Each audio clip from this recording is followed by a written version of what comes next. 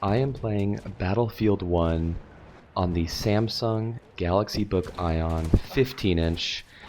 Now, I am not playing on the internal graphics. I am playing with an external GPU or an eGPU. It was I play games on the Ion using the Sonnet Breakaway puck. I really hope they come with an updated version because the one that I have is with the RX 560, which is an older graphics card that is like really low range graphics card. Even when it came out a few years ago, it was like $100 or something. So not that powerful at all. But this video is to show just not only how powerful the Galaxy Book Ion is, but also to kind of give my updated long-term review. So you'll notice that I do have the frame rate on the top right of the game. It goes as low as like 25 FPS, but it looks even way choppier than that, but that's just because I'm recording everything using just the onboard power. I'm plugged up into the eGPU running this game. The eGPU also charges the laptop at 60 watts, which is enough to make sure I lose 0 battery power while I'm playing, which is great, running at full performance mode. And so the game actually looks better, less choppy when I'm not doing live gameplay recording. I also have a few tabs open in the background. But yeah, I decided to buy this game or to buy EA Access for a year for $30. I've loved this game for a very, very long time. Ever since it came out, I played the beta. I've played on every single console, on PlayStation, on Xbox. I'm at max rank on Xbox and almost max rank on PlayStation. I'm just totally obsessed with this game. So now that I'm away from my console for a while, from my home theater, I wanted to play it on my computer. And it just so happens that I have the Galaxy Book Ion, and I know that a lot of you are thinking about getting the Ion, or you have it and you want to see how well it performs, given the specs that it has. And so I want to talk about the gaming performance a little bit, and also talk about just kind of my overall review and just kind of my rambling thoughts, long-term review. I did a review on the Galaxy Book Ion before already, but that was before I even had it for very long, so I'm going to talk a little bit more detail. I think this is a very capable machine. I'm recording this right now, it's October 2020, and I've had this since June. I would say like mid-June is when I got it. And so Intel already announced that they're coming out with a new 11th gen CPU, which they say the onboard graphics on that CPU, the Xi graphics or the Z graphics, I think it's called, are supposed to be double the power of the integrated GPU on this current CPU chip that I'm using right now, this 10th gen. Now the CPU, the 10th gen CPU, I think is great. If you want to play older games that are about 10 years old or even older, for example, it can run Rainbow Six Vegas 2 at 30 FPS, 1080p, maybe even a little bit lower resolution, but it runs really fine. I played that game on Xbox 360 and on PlayStation 3, and it's very comparable, a lot of fun still, and it's definitely playable. You could play Fear, you have to dump down the settings. Really older games, PlayStation 3 era. This out of the box can run that, those types of games. But if you want to play anything more recent, for example, even Gears Tactics, which you don't really think is, it's not really known for being a graphically intensive game like Battlefield 1.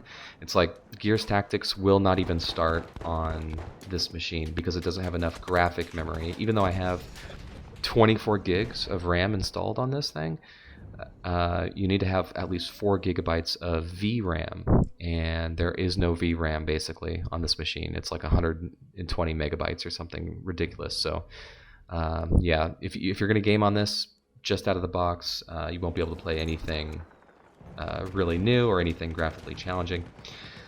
I really hope that Samsung comes out with a Galaxy Book Ion 2.0 that uses, the 11th gen CPU that has the upgraded, 11th gen graphics, because, they say it's supposed to have double the graphical power, which could mean that it would possibly play more games, so that's pretty exciting.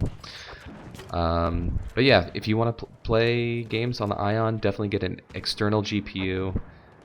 Look around. I really hope that Gigabyte comes out with their gaming box, you know, for the 3000 series cards that were just announced, or just released actually. I hope to get one of those myself. I would pay some money for it, you know, portable high quality gaming with ray tracing on this thing. I think it's totally possible. But for now I just have to deal with this kind of graphics card that it was already outdated when it came out. It was already really kind of low end. The RX 560, 4 GB. That's what I'm playing on now, but hey, you know, it still works. If you're on a budget, you know, that card still works pretty well. If you can get your hands on it, it's pretty old, so, but I got mine with this Sonnet Breakaway box. Okay, let's talk about the Ion itself, the overall review, just kind of my long-term thoughts here. It works great. Really, I have no regrets at all buying this thing. It's so light. It's light enough to take with you anywhere. I mean, it just blows my mind how light it is. The fact that it's a 1080p screen I thought would bother me because my brother has a Dell G7 on a 17-inch screen, and the 1080p on that looks horrible. It looks abysmal. But this is the 15-inch, and I think 1080p is perfect. I think a resolution higher than that really wouldn't be worth it.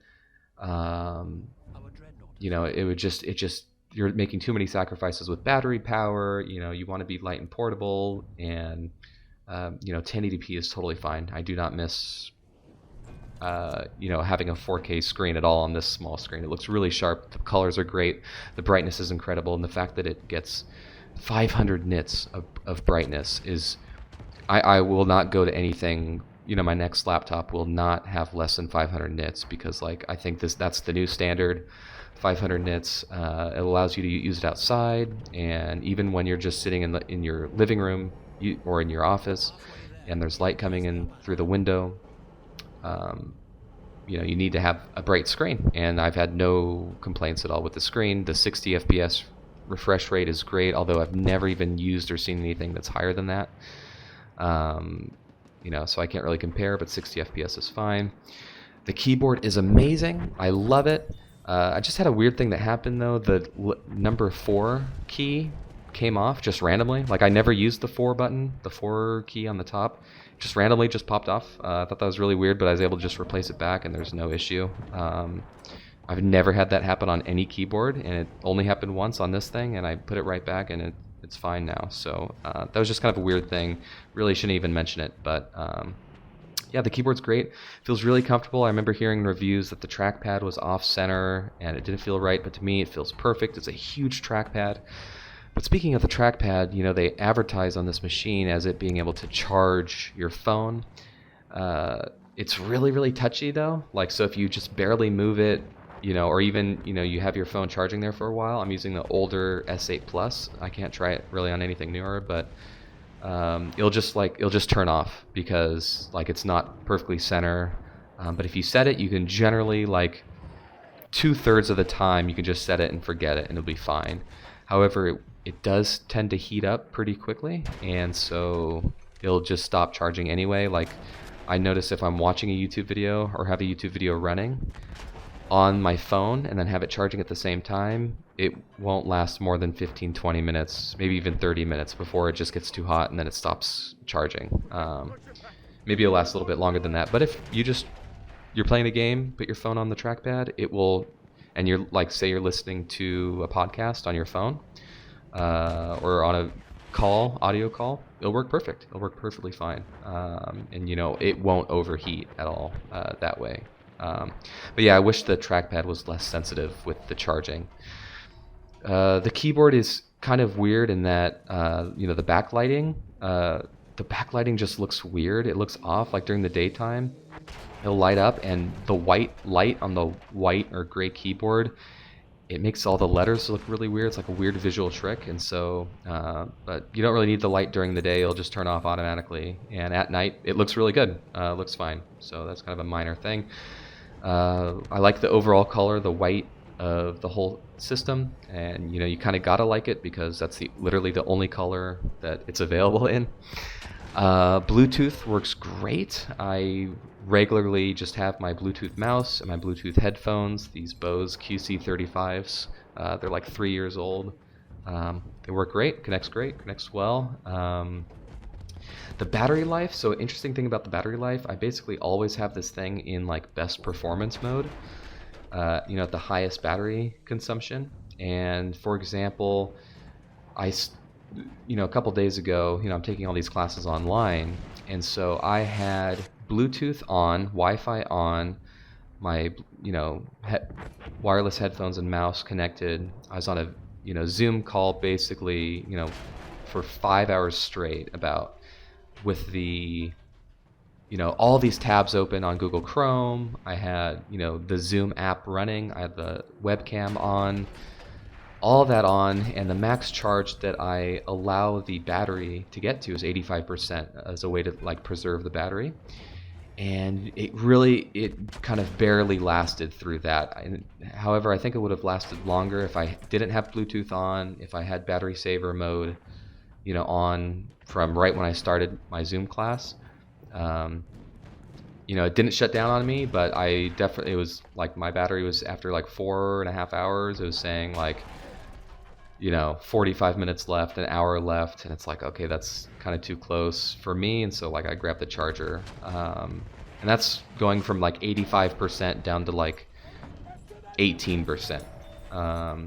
So it could last a decent amount of time, especially if you know ahead of time, like, hey, I'm going to be away from the wall for a while, I'm going to charge it, turn off the battery saver, charge it all the way to 100%, have Bluetooth off, or just have the battery saver on. It'll last longer, but yeah, it's it's decent. It's not like so amazing, the battery life, but again, I can't really say to charging to 100%. I'm sure it would last even longer, so it's pretty acceptable, I think.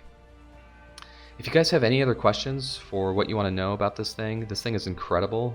I highly recommend though getting extra RAM and storage, but of course your use case will depend. If you want to play games, that 8 gigabytes of RAM is not acceptable. Really. Definitely plan on upgrading your RAM. Spend $30, get an extra 8 gigabyte stick. That's all you need. Yeah, thank you so much for watching. If you have any questions about the Galaxy Book Ion, let me know. I'm a huge fanatic with this thing. I love it. 10 out of 10. I love this machine. I just wish they would advertise it a little bit more. But if you ask any questions, I will respond within a couple days. And yeah, thanks for watching and thanks for listening. Take care.